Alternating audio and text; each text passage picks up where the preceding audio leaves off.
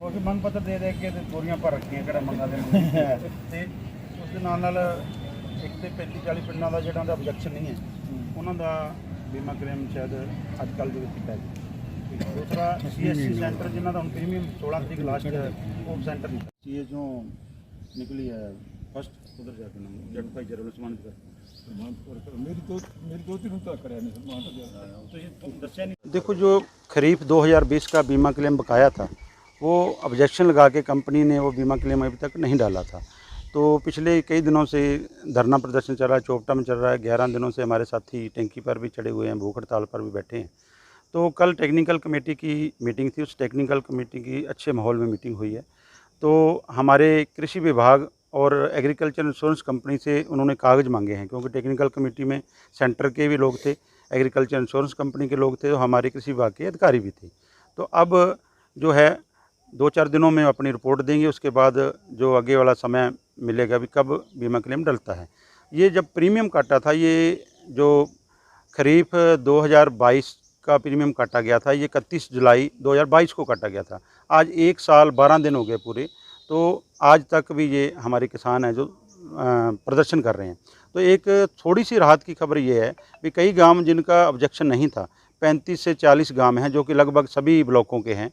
पूरे जो सिरसा ज़िले के गांव हैं उनमें से जो 35 से 40 गांव हैं उनका जो बीमा क्लेम है वो आज कल में डलना शुरू हो जाएगा, जिनके ऊपर ऑब्जेक्शन नहीं है। उसमें ये भी है, उसमें कुछ आधे में धान है, आधे में कॉटन है, जहाँ जिनका बीमा क्लेम कम हुआ था वो डलना शुरू हो रहा है। ने आने वाले समय में एलनाबाद, डबवाली, रानिया और सिरसा, कालांवाली क्षेत्र के इकट्ठे होकर जल्द ही उसको संघर्ष को तेज़ करने के लिए और बीमे क्लेम के लिए एक बड़ा प्रोग्राम भी हम देने वाले हैं। तो इसलिए हम आपके चैनल के माध्यम से सरकार को चेताना चाहते हैं कि जितना बीमा क्लेम हमारा बचा हुआ है उसको जल्द से जल्द रिलीज किया जाए।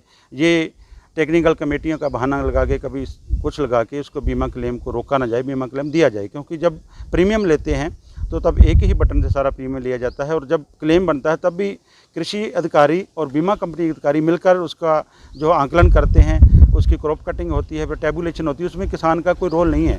जब किसान का कोई रोल ही नहीं है तो ये अपने हिसाब से इन्होंने बनाना है, तो इन्होंने बनाया और अपने बनाए हुए कंपनी पर आप ही ऑब्जेक्शन लगा रहे हैं, तो ये किसान का तरफ से कोई फॉल्ट नहीं है।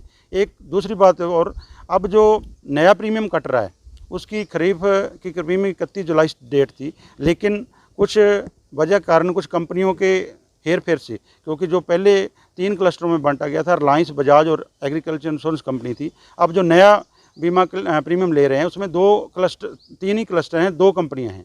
2 क्लस्टर में 14 ज़िले हैं जिसमें एग्रीकल्चर इंश्योरेंस कंपनी है, और 1 क्लस्टर में 8 ज़िले हैं जिसमें कि केसमा जनरल इंश्योरेंस कंपनी है। उनकी डेट है जो 16 अगस्त तक बढ़ा दी गई है। हमारे जिस किसान साथी ने बीमा प्रीमियम कराना है, कटवाना है, नई फसल का जो बीमा करवाना है, जब जो मौजूदा फसल है, तो उसमें अब जिनकी लिमिट है उनका तो बैंक से कट जाएगा।